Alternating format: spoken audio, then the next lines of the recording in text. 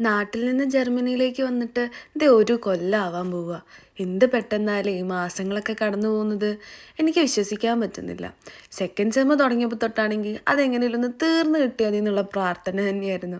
Winter കഴിഞ്ഞ് സമ്മറായപ്പോൾ എവിടെ നോക്കിയാലും ചെടികളായിരുന്നു. ഞങ്ങളുടെ തൊട്ടിപ്പുറത്തെ വീട്ടിലെ അമ്മാമ്മയും അപ്പാപ്പനും കൂടി അവരുടെ ഗാർഡനിൽ ഒരുപാട് പൂക്കൾ നട്ടു വളർത്തുന്നുണ്ടായിരുന്നു.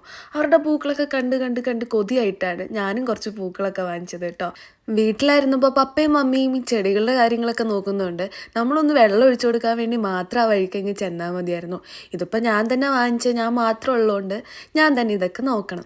അങ്ങനെ എക്സാമൊക്കെ കഴിഞ്ഞ ഒരു ദിവസമായിരുന്നു ഇന്നത്തെ എൻ്റെ കേട്ടോ. സെക്കൻഡ് സെമ്മ് തുടങ്ങിയപ്പോൾ തൊട്ടിട്ട് ഫുള്ള് തിരക്കായിരുന്നു. പ്രൊജക്റ്റ്, ലാബ്, ക്ലാസ്, ജോലി, എല്ലാ ദിവസവും എന്തെങ്കിലുമൊക്കെ ആയിട്ട് അങ്ങനെ ബിസി.